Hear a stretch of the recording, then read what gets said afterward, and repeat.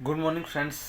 आज consumer protection act में मैं unfair trade practice unfair fair trade practice अनुचित व्यापार व्यवहार इस पर बात करूंगा। अनुचित व्यापार व्यवहार क्या है? ग्राहकों को सामान या सेवा बेचने में झूठा वादा करना, धोखा देना और गलत तरीके अपनाना। झूठा वादा कैसे? झूठा विवरण देना क्वालिटी के बारे में कि भाई 100% शुद्ध घी, जबकि उस प्रोडक्ट में अंदर वनस्पति घी मिला हुआ है, जांच में पाया जाए। अनफेयर ट्रेड प्रैक्टिस है। गारंटी देना, जो किसी वस्तु की बाहर से कहा जाता है कि आपको 10 साल की कोई गारंटी है, कुछ नहीं होगा, बिल पर 1 साल की गारंटी लिखी होती है। झूठा झूठा वादा करना। फ्री बोलकर कोई वस्तु का प्राइस जोड़ देना, जैसे फ़ोन लिया, ईयरफोन फ्री बताया पर ईयरफोन की भी कॉस्ट इनडायरेक्ट उसमें जोड़ दी जाती है। झूठी छूट, एमआरपी को बढ़ाकर उस पर फिर डिस्काउंट मूल रेट लिख देना, झूठी छूट, ये भी धोखा है। लॉटरी का प्रलोभन देना, कोई स्क्रैच कार्ड दिया जाता है आपको कि इसमें कार भी निकल सकती है, इनामों का धोखा दिया जा सकता है केवल पर उस लॉटरी में केवल ट्राई अगेन या जो पेमेंट आपसे लिया जा रहा है उसकी तुलना में छोटा सा इनाम दे दिया जाता है, आपके साथ धोखा किया जाता है। पुराना माल को नया बताकर बेच दिया जाता है। कोई गाड़ी पुराने मॉडल की है किंतु आपको नए मॉडल की बता के फ्रेश है, अनयूज्ड है करके बेच दी जाती है। नकली मिलावटी सामान दे दिया जाता है जो सेफ्टी स्टैंडर्ड में फेल हो जाता है। कोई इलेक्ट्रॉनिक सामान आईएसआई मार्क का बताया जाता है, या जैसे हेलमेट है, हेलमेट को आईएसआई प्रोटेक्ट बताया जाता है, जबकि वो वास्तव में प्रोटेक्ट नहीं है, पर उस पर वैसे ही फर्जी लिख दिया जाता है कि आईएसआई प्रोटेक्ट हेलमेट है, आईएसआई द्वारा अप्रूव्ड है। जमाखोरी करके बाजार में भाव बढ़ा दिया जाता है। ये अनफेयर प्रैक्टिस है दोस्तों। ये उपभोक्ता को लूटने का एक मात्र प्रयास है, कमाने का गलत तरीका है। कोई खतरनाक सामान है, कोई दवाई है जिसके साइड इफ़ेक्ट हैं, उसे नहीं बताया जाता है, या बताया जाता तो इतनी बारीक शब्दों में लिखा जाता है कि उपभोक्ता उसे पढ़ न पाए।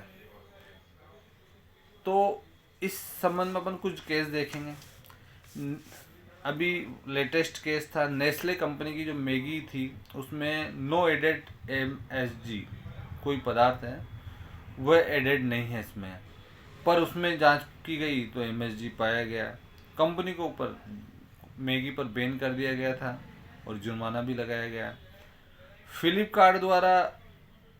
फ्लिपकार्ट कंपनी के द्वारा भी कोई मोबाइल 15,999 का बताकर डिस्काउंट करके 9,999 बताया गया, जबकि बाजार में उसकी वास्तविक कीमत 9,999 ही थी। 6 महीने से पहले यही रेट चल रही थी।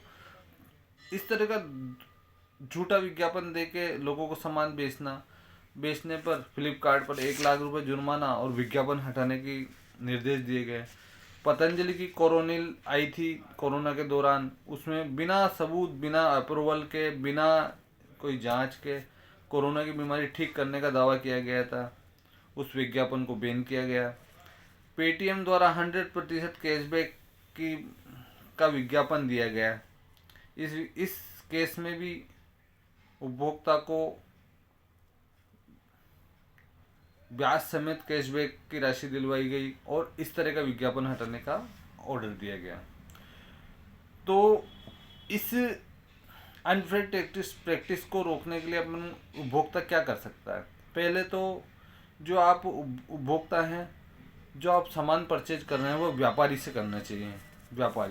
व्यापारी केवल सेवा वाले मामलों में नहीं चलेगा। कोई व्यक्ति फ्री में सेवा कर रहा है तो उसमें ये नियम लागू नहीं होगा। व्यापारी हो, बेचने के लिए ही वो विज्ञापन दिया गया हो, अनुचित धोखा हो। अब इसे अपन कैसे रोकें, किस तरह के एविडेंस अपन कलेक्ट करें? एक तो जो एड दिया जा रहा है उसका फ़ोटो लें, उसका वीडियो बनाएं, उसका बिल, पैकेट का जो रैपर पे जो भी उसमें इंग्रेडिएंट्स लिखे हुए हैं, जो भी उस पर विवरण लिखा हुआ है, वह उनका जो आपको मैसेज दिया गया है उसका स्क्रीनशॉट, और लैब रिपोर्ट जो दावा किया गया है वो दावा अप्रूव नहीं होता है उसकी लैब रिपोर्ट। तो ये ख़त्म अनफेयर प्रैक्टिस के लिए, अनफेयर ट्रेड प्रैक्टिस रोकने के लिए हम इस तरह के सबूतों को जुटाकर उपभोक्ता न्यायालय में जा सकते हैं, जो धारा 35 के अंतर्गत है। CCPA जो केंद्रीय उपभोक्ता संरक्षण आयोग है, प्राधिकरण है, धारा सेक्शन 10 के अंतर्गत वहाँ शिकायत हो सकती है, या वह सुमोटो खुद भी उस पर प्रसंज्ञान ले सकता है। तीसरा, धारा 21 के अंतर्गत पहली बार इस कंज्यूमर प्रोटेक्शन एक्ट में व्यापारी को 2 साल की सजा और 10 लाख से लेकर 50 लाख तक का जुर्माने का प्रावधान किया गया है, जिसमें आपराधिक केस हो सकता है। तो दोस्तों, ये अनफेयर ट्रेड प्रैक्टिस रोकने के लिए हमें जागरूक होना पड़ेगा। जैसे कोई भी दावा किया जा रहा है कि भाई आपके 8 दिन में बाल आ जाएंगे, आप 7 दिन में गोरे हो जाएंगे, फलाना जो भी आपकी बीमारी है 7 दिन में ठीक हो जाती है, तो उसे रोकने के लिए अब हम क्या करें। इस तरह के विज्ञापन एड आमतौर पर आते हैं, जो टीवी पर भी दिखाए जाते हैं, सोशल मीडिया पे भी आते हैं, और इस तरह के एड देखकर, किसी भी एड को देखकर ही उपभोक्ता अपनी मेहनत की कमाई को उन लोगों को दे देता है और बदले में उसे कुछ नहीं मिलता। इसके लिए आप पहले तो MRP चेक करें और फ्री के लालच से बचें। तीसरा, प्रोडक्ट की एक्सपायरी, पैकिंग डेट देखें। चौथा, जो उसमें दावा किया गया है उससे संबंधित अप्रूव मांगे, कि मान लो कोई वस्तु से कोई फायदा पहुंचाने का दावा कोई उत्पादक या विक्रेता या बेचने वाला कर रहा है, तो उसका अप्रूव मांगे कि भाई कौन सी संस्था द्वारा इसे अप्रूव किया गया है, किसने इसे क्लिनिकली टेस्ट किया है, कहाँ इस पर आपने एक्सपेरिमेंट किया है और वो सक्सेस हुआ है, इस तरह का अप्रूवल मांगे। तो दोस्तों, ये जो अनफेयर ट्रेड प्रैक्टिस का जो नया कंसेप्ट उपभोक्ता संरक्षण अधिनियम में डाला गया है, ग्राहकों को झूठ से बचाना और छुपाए गए तथ्यों को उपभोक्ता को सामने लाना और उपभोक्ता को फर्जी विज्ञापनों से बचाने के लिए प्रावधान किया गया है।